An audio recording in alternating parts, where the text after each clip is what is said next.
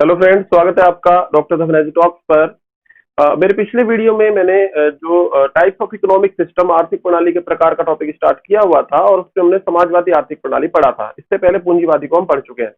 तो आज मैं मिश्रित आर्थिक प्रणाली की बात करूंगा कि क्या मिश्रित अर्थव्यवस्था, मिश्रित आर्थिक प्रणाली क्या होती है, क्या इसके फीचर होते हैं, इसकी शुरुआत कैसे हुई और दूसरी बात कि भारत ने मिश्रित आर्थिक प्रणाली को क्यों अपनाया। तो सबसे पहले डेफिनेशन के रूप में, जैसे हमने पूंजीवादी आर्थिक प्रणाली को देखा था कि उत्पादन के साधनों पर प्राइवेट सेक्टर का अधिकार होता है, प्राइवेट सेक्टर को ही सरकार छूट दे देती है सब काम करने की और वो लाभ के उद्देश्य से काम करते हैं। समाजवादी में सरकार स्वयं सारे काम करती है, प्राइवेट सेक्टर को विकास नहीं करने दिया जाता, प्राइवेट सेक्टर को बिल्कुल मंदित ही रखा जाता है।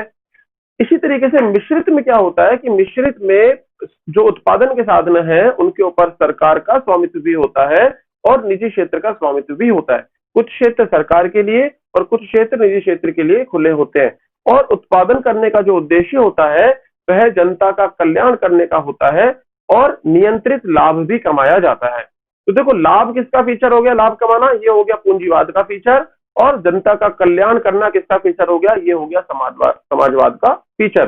तो उत्पादन के साधनों पर निजी क्षेत्र, सरकार, दोनों का स्वामित्व और उत्पादन का उद्देश्य जनता का कल्याण एवं नियंत्रित लाभ कमाना, ये होती है मिश्रित आर्थिक प्रणाली। और मिश्रित आर्थिक प्रणाली के जो जनक कहे जाते हैं वो बोला जाता है जे एम कीन्स को। जे एम कीन्स, जे एम कीन्स को मिश्रित आर्थिक प्रणाली का जनक बोला जाता है। और ये इन्होंने आखिर क्या कंसेप्ट दिया कि मिश्रित आर्थिक प्रणाली के जनक कहलाए? वर्ष 1929 में अमेरिका में महान मंदी प्रारंभ हुई। अमेरिका में क्या प्रारंभ हुई? महान मंदी। महान मंदी को हम कहते हैं ग्रेट डिप्रेशन। और ये जो ग्रेट डिप्रेशन था धीरे धीरे पूरे विश्व भर में फैला और विश्व की महान मंदी इसको कहते हैं। कोरोना लॉकडाउन के दौरान ये बातें हो रही है, क्या कोरोना के कारण से जो अर्थव्यवस्था जो बिल्कुल चौपट हो रही है, क्या वह ग्रेट डिप्रेशन से भी बड़ा डिप्रेशन हो सकता है क्या? तो ऐसी कंडीशन खराब तो दिन ब दिन होती जा रही है। तो क्या समय था उसमें? महान मंदी क्या था? देखो, मंदी या डिप्रेशन की स्थिति में क्या होता है, उस समय पर मांग में आ जाती है भारी गिरावट। मांग यदि बहुत कम हो जाती है तो कहीं ना कहीं उत्पादन में क्या करनी पड़ती है? कटौती करनी पड़ती है। अमेरिका में क्या हो रहा था? ये वाली स्थितियां थी, मांग में कमी है, उत्पादन में क्या करनी पड़ेगी? कटौती। यदि उत्पादन में होगी कटौती तो कहीं ना कहीं क्या करना पड़ेगा? रोजगार, श्रमिकों को निकालना पड़ेगा। देखो, ज्यादा उत्पादन हो नहीं रहा, कम उत्पादन हो रहा है, तो श्रमिकों को नौकरी वहां पे मिल नहीं पाएगी और कहीं ना कहीं श्रमिकों की क्या होगी? छटनी वहां पर होगी। श्रमिकों की क्या होगी? छटनी होगी। और जब श्रमिकों की छटनी होगी तो कहीं ना कहीं उनमें और क्या आएगी? गरीबी आएगी। उनके पास आय की कमी वैसे ही है, और जब गरीबी है, आय की कमी है, तो मांग तो फिर और भी क्या होगी? कम होगी। मांग और कम, उत्पादन में और कटौती। तो ऐसी जो कंडीशन है वो मंदी की कंडीशन को जनरेट कर देंगे, जिसमें मांग में कमी होने की वजह से कहीं ना कहीं पूरी अर्थव्यवस्था में एक कुचक्र चल जाएगा। अभी हमारे कोरोना वाला जो जो दौर चला है, जो इसमें क्या हुआ है कि लॉकडाउन हुआ और लॉकडाउन होने के बाद जनता ने घर से निकलना भी बंद कर दिया, प्लस सिर्फ उन्हीं चीजों की मांग रह गई जैसे खाने पीने के सामान की मांग, जो आवश्यक है, एसेंशियल है। इसके अलावा कार, टीवी, फ्रिज, स्कूटर, इस टाइप की चीजों की मांग बिल्कुल खत्म ही हो गई है। और ऐसे में उद्योग बंद होने से वहां पर भी, यदि उद्योग बंद है, क्योंकि लॉकडाउन के कारण उद्योग बंद हुए, तो वहां पर भी उन्होंने क्या कर दी? छटनी कर दी अपने कर्मचारियों की, श्रमिकों की।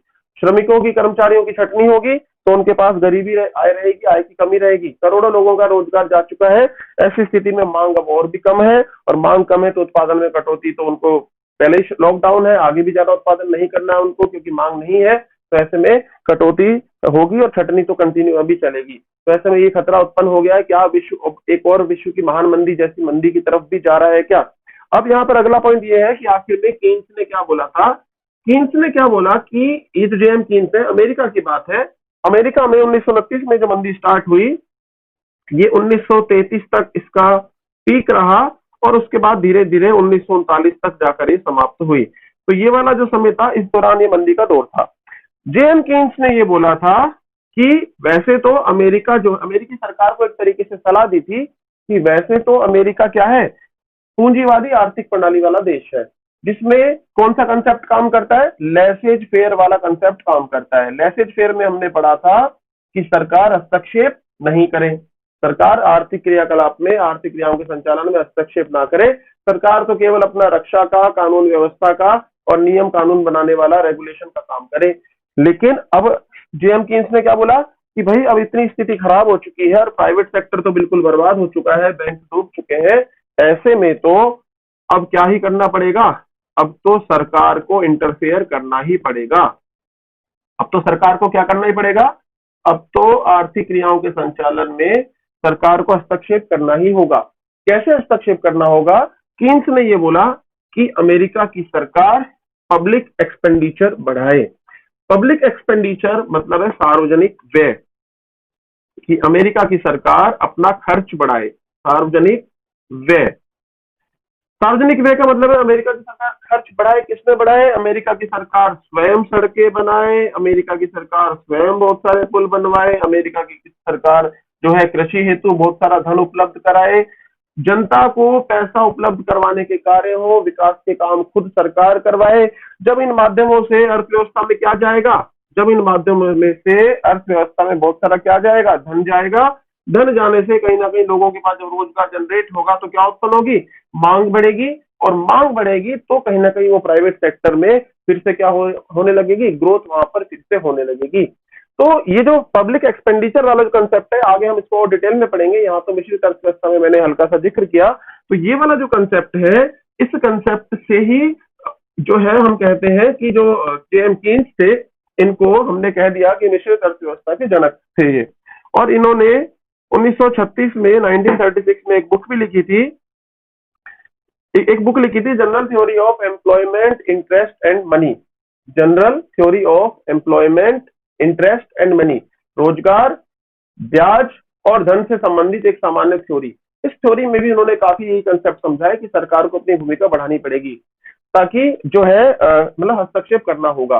तो जो पूंजीवादी देश था अमेरिका जैसा देश, वहां पर भी सरकार को हस्तक्षेप करना पड़ा। और अभी भी हम देखते हैं, आज ये जो कोरोना लॉकडाउन का कंडीशन तो चल रही है, अभी भी हम देख रहे हैं कि अमेरिका में सरकार लोगों को स्वयं धन उपलब्ध करा रही है। कमजोर आय वर्ग के जो लोग हैं उनको धन उपलब्ध कराया जा रहा है सीधे सीधे। अब हमारे देश में भी देखो तो मजदूरों को कुछ राज्य 1,000 रुपए की पेंशन, दिल्ली में 5,000 रुपए की पेंशन नहीं, उनको कहीं ना कहीं खर्च करने के लिए धन दिया गया। दिल्ली में 5,000 रुपए दिए गए, लोग जो टैक्सी वाले हैं उनको भी, बाकी श्रमिकों भी। अलग अलग राज्य अलग अलग अपने तरीके से कर रहे हैं। तो ये भी सीधे सीधे धन पहुंचाया जा रहा है, ताकि कहीं ना कहीं मांग उत्पन्न हो, और अपने आवश्यक खर्च तो वो करें, प्लस मांग उत्पन्न होगी तो कहीं ना कहीं अर्थव्यवस्था का संचालन भी ठीक से फिर से होने लगेगा। अब यहाँ पर प्रश्न उठता है कि जब 1947 की कंडीशन थी, 1947 वाली जो कंडीशन थी, हम जब आजाद हुए थे, तो उस समय पर हमारे सामने देखो क्या क्या मॉडल थे। हमारे सामने एक मॉडल तो था पूंजीवादी मॉडल, कैपिटलिस्टिक मॉडल, जो प्राइवेट सेक्टर को बढ़ावा देने का मॉडल है। दूसरी तरफ एक हमारे सामने मॉडल था समाजवादी या सोशलिस्टिक मॉडल, जिसमें केवल और केवल सरकार की भूमिका को ही बढ़ाया जाता है, प्राइवेट सेक्टर का विकास नहीं करवाया जाता। सरकार ही सारी वस्तु और सेवाओं का उत्पादन करती है, लोगों को उपलब्ध कराती है। यहाँ पर कौन कराता है सब कुछ? प्राइवेट सेक्टर ही सारा उत्पादन कराएगा। सरकार केवल नियम कानून बनाएगी, रूल्स एंड रेगुलेशन बनाएगी और रक्षा का काम करेगी। तो अब भारत के सामने देखो क्या था कि हम इन दोनों में से किसे अपनाएं। तीसरा जो मॉडल था आखिर हमने वो चुना। क्यों? हमने क्या किया, पूंजीवादी आर्थिक प्रणाली में हमें मालूम है, सरकार को भी मालूम था कि इसकी बहुत सारी खासियतें होती है, बहुत सारे दोष भी होते हैं। तो पूंजीवादी आर्थिक प्रणाली के जो पॉजिटिव्स थे उनको चयन करने की कोशिश, समाजवादी के जो अच्छे लक्षण है उनको चयन करने की कोशिश, और आखिर में हमने क्या चुना? मिश्रित आर्थिक प्रणाली को चुना। अब हमारी सरकार के सामने एक प्रश्न था कि यदि वो शुद्ध पूंजीवादी मॉडल अपनाते तो वो चिंतित थे। क्यों? क्योंकि अंग्रेजी शासन के समय के दौरान हमारे देश में कौन सी व्यवस्था थी? यही पूंजीवादी व्यवस्था थी। तो आजादी से पहले हमारे देश में अंग्रेजी पूंजीवाद था। अंग्रेजी जो पूंजीवाद था, इंग्लिश जो कैपिटलिज्म था, इस समय पर गरीबी, बीमारी, बेरोजगारी, शोषण ऐसी व्यवस्था चल रही थी। उद्योगपति, जो अंग्रेज उद्योगपति थे, वो क्या है, प्रॉफिट कमाने के उद्देश्य से उन्होंने पूरी अर्थव्यवस्था का संचालन किया और गरीबों को अपने हाल पर छोड़ दिया। हमको मालूम है कि पूंजीवादी आर्थिक प्रणाली तो अमीर गरीब का अंतर बढ़ाने वाली प्रणाली मानी गई है, जिसमें अमीर अमीर होते जाते हैं जबकि गरीबों को उतना लाभ नहीं मिल पाता। तो उस समय पर शोषण से बचने के लिए जो व्यवस्थाएं थी, उन व्यवस्थाओं को कहीं ना कहीं छोड़ने के लिए सरकार इस बात पे तो सहमत थी कि हम शुद्ध पूंजीवादी व्यवस्था को तो नहीं अपना सकते, क्योंकि हम तो पहले से ही, हमारी जनता तो पहले से ही दबी कुचली है, गरीब है, परेशान है, शोषित है, तो शुद्ध पूंजीवादी व्यवस्था हम नहीं अपना सकते थे। फिर प्रश्न आया कि क्या हम शुद्ध समाजवादी व्यवस्था को अपनाएं। अब शुद्ध समाजवादी व्यवस्था को अपनाने के समय पर भी ये प्रश्न आ गया कि यदि हम इसको अपनाते हैं शुद्ध समाजवादी को, तो फिर हमारे यहाँ के जो उद्योगपति हैं, जैसे कि बिड़ला है उस समय में उद्योगपतियों में बजाज है और बहुत सारे, जिन्होंने आजादी के आंदोलन में भूमिका निभाई है, प्रत्यक्ष रूप से भी अप्रत्यक्ष रूप से भी। आजादी के आंदोलन में कांग्रेस को धन का सहयोग भी करते थे ये उद्योगपति। तो आजादी के आंदोलन में चूंकि इन्होंने भूमिका निभाई है, और यदि हम शुद्ध समाजवादी प्रणाली अपनाते तो फिर तो इनको क्या करना पड़ता, इनको हटाना पड़ता, इनकी पूंजी को, इनकी संपत्तियों को सरकार को खुद से उनका अधिग्रहण करना पड़ता, उनका राष्ट्रीयकरण या नेशनलाइजेशन करना पड़ता, खुद से अपने कब्जे में लेना होता, खुद सरकार ही नहीं चलाती। तो फिर ऐसे में सरकार, उस समय की हमारी सरकार को लगा कि यदि हम शुद्ध समाजवादी अपनाएंगे, चलो ये बात अच्छी है कि सरकार क्या करेगी, जनता के कल्याण के काम करेगी, ग्रामीण क्षेत्र में आधारभूत ढांचे का विकास करवाएगी, क्षेत्रीय असंतुलन जो कहीं हमारा विकसित क्षेत्र है जैसे गुजरात, कहीं पिछड़े क्षेत्र है यूपी बिहार, तो ऐसे असंतुलन को दूर करने के लिए भी सरकार खुद से काम करेगी, क्योंकि प्राइवेट सेक्टर तो ऐसे काम करता नहीं है कि प्राइवेट सेक्टर तो वहीं पर ही अपनी कंपनी लगाता है जहां पर उसको मुनाफा मिलने के चांसेस हो। उसको तो गुजरात ही पसंद आएगा, उसको तो महाराष्ट्र ही पसंद आएगा, प्राइवेट सेक्टर को तो बिहार और बिहार और यूपी जैसे क्षेत्र पसंद नहीं आएंगे। वहां पर तो उद्योगों का विकास करवाने का जिम्मा किसको ही उठाना है, सरकार को ही उठाना है। तो इन सारी व्यवस्थाओं, इन सारे एंगल या दृष्टिकोण से तो समाजवादी व्यवस्था अच्छी लग रही थी सरकार को। लेकिन फिर समस्या ये थी कि हमारे जो पूंजीपति थे, पूंजीपतियों के साथ क्या हो जाता, हमारे देश के जो पूंजीपति थे जिन्होंने आंदोलन में भाग लिया था, उनके साथ धोखा हो जाता, तो सरकार को ये उचित नहीं लगा। तो ऐसी नीति अपनाई गई कि इन पूंजीपतियों के पास पूंजी भी है, इनके पास उद्योगों को चलाने का अनुभव भी है, बहुत सारे लोगों को सीधे रोजगार दे भी रहे हैं, क्यों ना हम निजी क्षेत्र के अनुभवों का लाभ उठाएं और हम मुख्य रूप से हमारी अर्थव्यवस्था में मुख्य हमारे लक्षण कैसे रहे, समाजवादी रहे, लेकिन हम पूंजीवाद को भी थोड़ा सा सहन करें और कहीं ना कहीं दोनों की मिश्रित व्यवस्था को अपनाएं। और यही हमारी व्यवस्था हुई कि आजादी के बाद, देखो आजादी के बाद हमारा एक आधिकारिक दस्तावेज जो भारत सरकार का है, जिसमें हमको ये लक्षण मिलते हैं मिश्रित वाले, वो क्या है, देखो 6 अप्रैल 1948, और इसमें हमारी फर्स्ट औद्योगिक नीति की घोषणा हुई थी। पहली औद्योगिक नीति, हमारे देश की पहली औद्योगिक नीति, और इस औद्योगिक नीति में ही भारत में आधिकारिक रूप से कौन सी व्यवस्था को अपनाया गया, मिश्रित अर्थव्यवस्था को अपनाया गया। ऑफिशियली आधिकारिक एग्जाम का क्वेश्चन है, ऑफिशियली आधिकारिक रूप से मिश्रित आर्थिक प्रणाली जो अपनाई गई थी वो पहली औद्योगिक नीति में अपनाई गई थी। और इस समय पर उद्योग मंत्री थे श्यामा प्रसाद मुखर्जी, उन्होंने ये औद्योगिक नीति को प्रस्तुत किया था। पूरी सरकार की वहां पे सहमति थी, और सरकार, प्रधानमंत्री नेहरू जी थे, श्यामा प्रसाद मुखर्जी उद्योग मंत्री थे। तो सरकार ने ये नीति वहां पे अपनाई, सोच समझकर कि हमको प्राइवेट सेक्टर और गवर्नमेंट दोनों का ही रोल चाहिए। हालांकि ये जो मॉडल था, इस मॉडल में ये निर्धारित किया गया था कि अर्थव्यवस्था को हमको आगे ले जाना है, देश का सामाजिक आर्थिक विकास करना है, क्षेत्रीय असमानताओं को दूर करना है, मतलब कम विकसित क्षेत्रों का भी विकास करवाना है, तो इन सारी चीज, गांवों का विकास करना है, इन सब चीज का जो जिम्मा है मुख्य रूप से कौन ही उठा सकता है, सरकार ही उठा सकती है। इसलिए इस समय का जो ये हमारा मॉडल स्टार्टिंग में अपनाया गया था, यदि मैं उसको परसेंटेज में बता दूं, हालांकि कोई फिक्स परसेंटेज नहीं होता है, तो मैं कह दूं कि यदि हमारी 80% जो भूमिका शुरू में अपनाई गई, मोर देन 80% जो भूमिका है वो किसकी रखी गई, वो समाजवादी रखी गई, सरकार की भूमिका रखी गई। बड़े बड़े जो उद्योग थे उनको कहीं ना कहीं सरकार ने अपने लिए आरक्षित कर लिया कि हम ही औद्योगिक नीति में हम इन चीजों को डिटेल में पढ़ेंगे। जहां मिश्रित अर्थव्यवस्था के एंगल से सिर्फ देख रहे हैं कि हमने समाजवादी अपनी सरकार की जो भूमिका थी उसको ज्यादा महत्व दिया 80%, और निजी क्षेत्र को हम यदि परसेंट में बताएं, बस एक समझने के लिए, कोई 6% नहीं होता, तो हम कहें कि 20% भूमिका किसकी रही, पूंजीवादी वाली, कि कुछ प्राइवेट कंपनियां जो पहले से चल रही हैं, हमारे भारतीयों की हैं, वो उनको चलने दिया जाएगा, और सरकार की भूमिका रहेगी ज्यादा, और पूरी की पूरी अर्थव्यवस्था पर नियंत्रण भी किसका रहेगा, सरकार का ही नियंत्रण रहेगा ज्यादा। तो इस तरीके से आजादी के बाद हमने मिश्रित आर्थिक प्रणाली को चुना था। और ये जो स्टार्टिंग का जो हमारा मॉडल था, जो कि हमने पहली औद्योगिक नीति से जो मॉडल अपनाया था, जिसमें समाजवादी भूमिका ज्यादा थी और प्राइवेट सेक्टर की पूंजीवादी जो भूमिका थी वो कम थी। ये मॉडल हमारा मोटे रूप से 1991 तक चलता रहा। 1991 तक, 1991 तक हमारी जो मिश्रित आर्थिक प्रणाली है ये मोटे रूप से समाजवाद की ओर झुकी रही।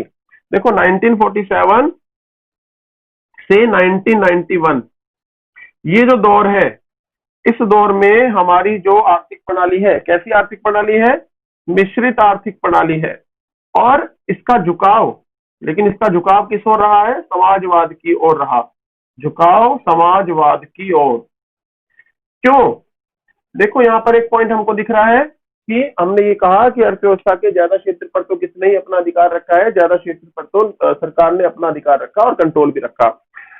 तो ये व्यवस्था थी 1991 तक। यहाँ पर एक पॉइंट और इंपॉर्टेंट है, हमारा जो संविधान था, संविधान जो हमारा बनाया गया, हमारे संविधान में नीति निर्देशक तत्व जो है, डायरेक्टिव प्रिंसिपल्स जो है, नीति निर्देशक तत्व, डीपी एसपी जिनको हम बोलते हैं, ये भी हमारे देश को, हमारे राज्य को क्या घोषित करते हैं? लोक कल्याणकारी। क्या डिक्लेयर करते हैं? लोक कल्याणकारी या वेलफेयर स्टेट घोषित करते हैं कि राज्य लोगों के कल्याण के काम करेगा। तो देखो हमारा जो संविधान है, अच्छा, नीति निर्देशक तत्वों में तो सीधे सीधे हमारे राज्य को निर्देश दिया गया है कि जो हमारे जो राज्य है, हमारा जो देश है, वो जनता के कल्याण के काम करेगा। इसी के साथ हमारी जो संविधान की प्रस्तावना है, संविधान की प्रस्तावना में भी सामाजिक आर्थिक न्याय की वहां पे बात की गई है। और 1976 में संविधान संशोधन जब हुआ था, 42वां, तो संविधान में हमारी प्रस्तावना में सीधे सीधे कौन सा शब्द जोड़ दिया गया था? समाजवाद शब्द सीधे सीधे हमारे संविधान की प्रस्तावना में जोड़ दिया गया था। तो अब देखो, यदि हमसे कोई पूछे क्या हमारा जो संविधान है, क्या हमारा संविधान समाजवादी लक्षण ग्रहण कर रखा है, किया हुआ है कि नहीं उसने? हाँ, हमारे संविधान ने कौन से लक्षण ग्रहण किए हुए? समाजवादी हमारे लक्षण ग्रहण किए हुए संविधान ने, क्योंकि संविधान के जो नीति निर्देशक तत्व है समाजवादी लक्षण वाले हैं। इसके अलावा समाजवाद हमारे जो हमारी प्रस्तावना है वहां पर भी सीधे सीधे सोशलिज्म जो है वो शब्द, सोशलिस्टिक जो शब्द है वो है। हालांकि वहां पर आर्थिक प्रणाली का जिक्र नहीं है कि समाजवादी आर्थिक प्रणाली होगी, ऐसा नहीं लिखा। ये लिखा कि समाजवाद होगा, समाजवाद होगा, लेकिन आर्थिक प्रणाली जिक्र नहीं है। तो अब बात यह है कि आजादी के बाद तो हमारा बिल्कुल ठीक ऐसा ही रहा कि हमने मिश्रित को चुना, क्योंकि संविधान में इस तरीके का कोई प्रतिबंध नहीं है हमारी भारत सरकार पर कि नहीं आप तो केवल समाजवादी आर्थिक प्रणाली अपनाओगे। ऐसा कोई प्रतिबंध समाज पर नहीं, हमारी सरकार पर नहीं है। केवल समाजवाद लक्षण हमारा संविधान ग्रहण करता है, मतलब लोगों के कल्याण के लिए सरकार काम करेगी। और ये काम हमने देखा 1947 से 91 तक हुआ है, आज भी जारी है लोगों के कल्याण का काम। लेकिन उसका मॉडल या स्वरूप थोड़ा सा बदला है। कैसे बदला है? इस अवधि में हमने बात की कि इस 1947 से 91 तक की जो अवधि थी, इस अवधि में तो हमारे देश की जो ये आर्थिक प्रणाली थी उसमें हमने समाजवादी लक्षण ज्यादा रखे हुए थे, सरकार का नियंत्रण ज्यादा रखा हुआ था, प्राइवेट सेक्टर की भूमिका कम थी। 1991 में हमारी जो सरकार थी, उस समय पर पीवी नरसिम्हा राव सरकार थी, और उस समय पर भारत में जो आर्थिक नीति और औद्योगिक नीति जो चल रही थी उसमें आमूलचूल परिवर्तन किया गया था।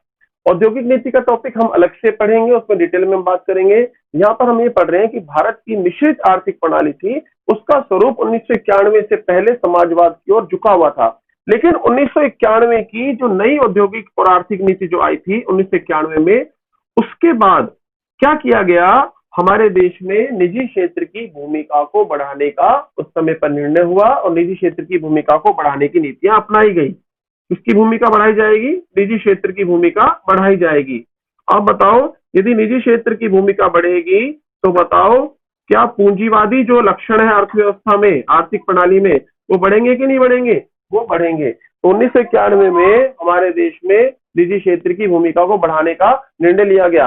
और हम आगे पढ़ेंगे कि 1991 में जो आर्थिक नीति अपनाई गई उसको हम एलपीजी की नीति कहते हैं।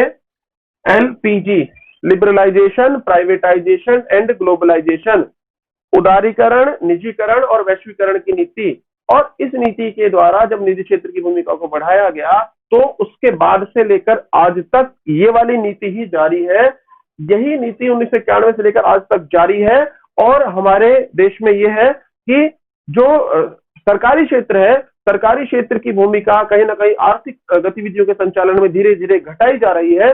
और निजी क्षेत्र की भूमिका को बढ़ाया जा रहा है। यहाँ पर क्या हो रहा है, देखो, निजी क्षेत्र की भूमिका को जब बढ़ा रहे हैं तो उससे जो लोगों को मिलने वाली सुविधाओं के स्तर में वृद्धि हो रही है, देश का आर्थिक विकास तेजी से हो रहा है। और सरकार क्या करती है कि सरकार को जो टैक्स प्राप्त होते हैं उन टैक्स को सरकार लक्षित करके इच्छित वर्ग के ऊपर खर्च कर सकती है। साथ के साथ जो पूंजीवादी जो ये निजी कंपनियां हैं, इन निजी कंपनियों के लिए भी सरकार ने आवश्यक किया हुआ है कि वह अपने लाभ का 2% सोशल कॉर्पोरेट रेस्पॉन्सिबिलिटी, एक हमारा एक कानून है इससे संबंधित, तो अपने लाभ का 2% वह समाज के कल्याण पर खर्च करे। तो कहीं ना कहीं हमारे आर्थिक प्रणाली में, हमारी इकोनॉमी में निजी क्षेत्र की भूमिका को बढ़ाया जा रहा है, लेकिन हमारा जो सरकार है वह निजी क्षेत्र से जो प्राप्त होने वाले टैक्सेज हैं और कानूनों के माध्यम से गरीबों के कल्याण के काम भी कर रही है।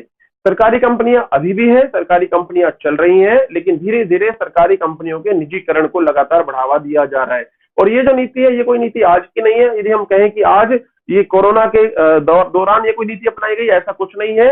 ये जो देखो, राजनीतिक दल बदलते रहते हैं, लेकिन कहीं ना कहीं हमने देखा कि देश की आर्थिक नीति 1991 में जो अपनाई गई, उस समय पर जो प्रधानमंत्री थे पीवी नरसिम्हा राव थे, कांग्रेस की वह सरकार थी, और आज बीजेपी की सरकार है, प्रधानमंत्री हमारे श्री मोदी हैं, लेकिन जो पॉलिसीज है निजीकरण की नीति, ये उसी समय से लगातार चल रही ये नीति है, उसी को ही आगे बढ़ाया जा रहा है। यहाँ पर एक प्रश्न भी उठता है, क्योंकि हमारे संविधान ने तो हमारे देश को समाजवादी ढांचे वाला देश बना रखा है और जनता का कल्याण करने का जिम्मा किसके ऊपर डाला हुआ है, सरकार के ऊपर। तो क्या एक प्रश्न है कि क्या जो सरकार है वह अपनी भूमिका को घटाकर प्राइवेट सेक्टर की भूमिका को बढ़ा रही है, तो क्या कहीं ये संविधान के विपरीत कार्य तो नहीं है? तो इसका उत्तर क्या है, ये हम अपने अगले वीडियो में इसी मुद्दे पर डिस्कस करेंगे कि पूंजीवादी, समाजवादी आर्थिक प्रणाली और मिश्रित आर्थिक प्रणाली, और भारत के संबंध में देखेंगे कि क्या सरकार जो संविधान में जो प्रावधान है क्या उससे विचलन तो नहीं हो रहा है, या फिर क्या सरकार का ये बोलना कि नहीं, हम तो आज भी जनता के कल्याण के काम ही कर रहे हैं, ये आखिर में वो बोलते भी हैं। तो इसी को हम थोड़ा डिटेल में पढ़ेंगे। हम एक तरीके से हमारा ये जो हमारा एक कंसेप्ट मेकिंग होगा, हम इसको ऐसे में भी यूज कर पाएंगे। तो हम अगले वीडियो में मैं इसका डिस्कशन करूंगा।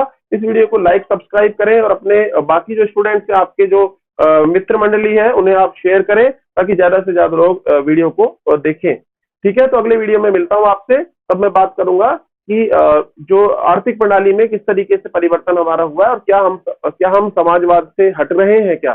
ठीक है, अगली बार